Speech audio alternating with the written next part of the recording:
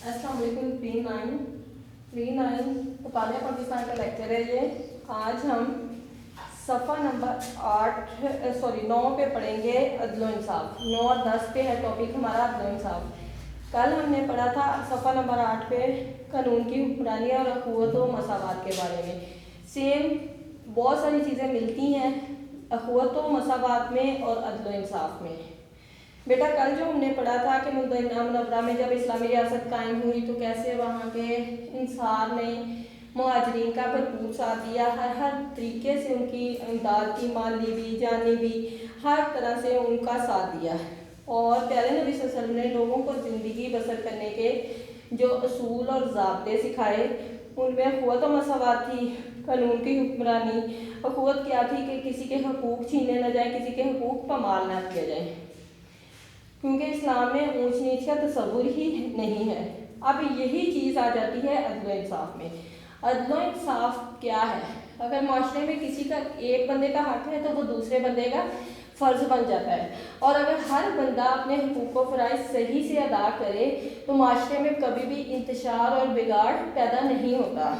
अदल व इंसाफ के बगैर कोई भी माशरा तरक्की कर ही नहीं सकता, क्योंकि जहाँ अदल व इंसाफ नहीं होगा वो माशरा तनज़्ज़ुली की तरफ जाएगा, तो तरक्की की तरफ जाने का तो सवाल ही पैदा नहीं होता।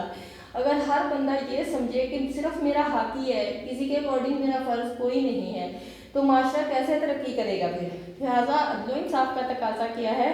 अदल व इंसाफ का तकाज़ा ये है कि माशरे में हर किसी को उसका मुकर्रर हक मिले, यानी जिसका जो भी हक है उस बंदे को मिलना चाहिए। जहाँ इंसाफ पर मबनी मुश्तमिल यानी इंसाफ पर मुश्तमिल या मबनी माशरा होगा, वहाँ माशरे की दूसरी खराबियाँ खुद ब खुद ठीक होती चली जाएंगी, क्योंकि इस तरह कोई भी किसी का हक गसब नहीं कर सकेगा, गसब यानी छीन नहीं सकेगा किसी का हक।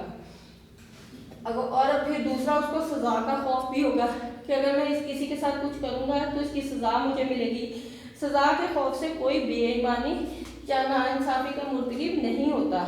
तलूए इस्लाम से पहले, यानी इस्लाम के तलू होने से पहले, इस्लाम के आने से पहले, प्यारे नबी सल्लल्लाहु अलैहि वसल्लम से पहले के ज़माने में इस किस्म की बेईमानी आम थी कि ताकतवर अगर कोई जुर्म करता था तो उसको सज़ा नहीं दी जाती थी, और कमज़ोर जुर्म करता था तो उस पर हद लागू कर दी जाती थी, उसको सज़ा फ़ौरन सुना दी जाती थी। यही फ़र्क था, अदल व इंसाफ नहीं था उस माशरे में। इस्लाम की आमद से पहले उस माशरे में अदल व इंसाफ नापीद था, ढूंढे भी नहीं मिलता था। ये तो प्यारे नबी सल्लल्लाहु अलैहि वसल्लम की ज़ात बबरकत थी कि जब आए तो माशरे में अदल व इंसाफ का बोलबाला हुआ। ताकतवर को जब सज़ा नहीं मिलती थी तो वो और ज़्यादा जराइम करने पे शुरू हो जाता था, और मज़लूम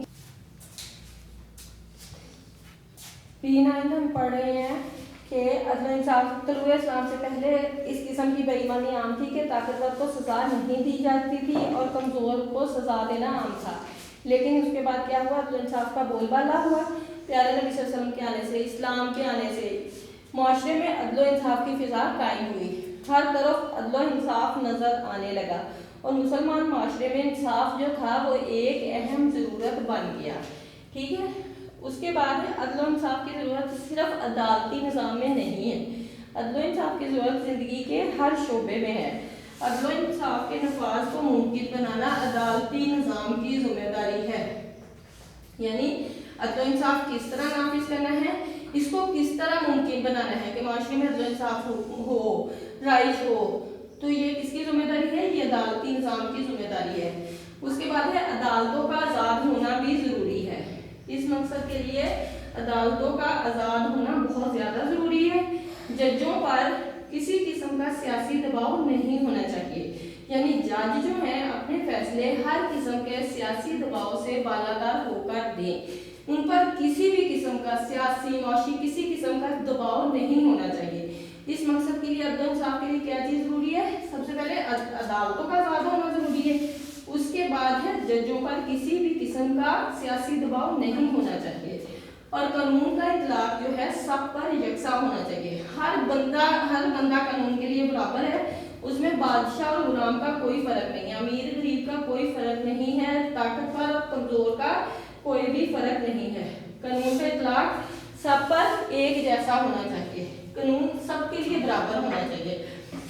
पहले क्या पढ़ा हमने, अदालतों का आज़ाद होना जरूरी है, उसके बाद है जजों पर किसी किस्म का सियासी दबाव नहीं होना चाहिए, उसके बाद है कानून का इतलाक सब पर यकसा होना चाहिए, कोई ताकतवर किसी कमज़ोर पर जुल्म ना करे, अगर ताकतवर जुल्म करता है तो उसको भी उसकी उतनी सज़ा मिलेगी जितनी कि कमज़ोर को, किसी मजलूम को मिलती है।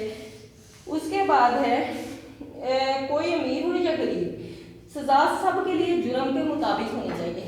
इसी को लेके एक वाक़या है कबीला बनु मखदूम का, कि हज़ूर अकरम सल्लल्लाहु अलैहि वसल्लम का फरमान है,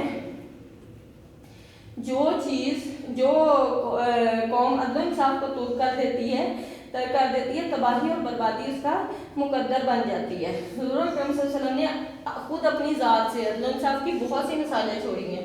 उसमें से एक मिसाल है कबीला बनु मखदूम की औरत की। कबीला बनु मखदूम की औरत ने एक दफ़ा चोरी की और आप सल्लल्लाहु अलैहि वसल्लम ने उसके हाथ काटने का हुक्म दिया।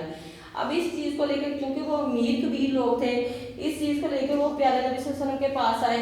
हज़रत उनके मुँह मेरे बेटे हज़रत ज़ैद की सिफारिश दिलवाई गई, तो प्यारे नबी सल्लल्लाहु अलैहि वसल्लम ने आगे से क्या फरमाया, उन्होंने इरशाद फरमाया कि तुम लोगों से पहली जो कौमें थी वो सिर्फ इसलिए तबाह बर्बाद हुई थी कि जब उनमें कोई बड़ा आदमी जुर्म करता था, कोई बासर आदमी जुर्म करता था, तो उसे सज़ा नहीं दी जाती थी।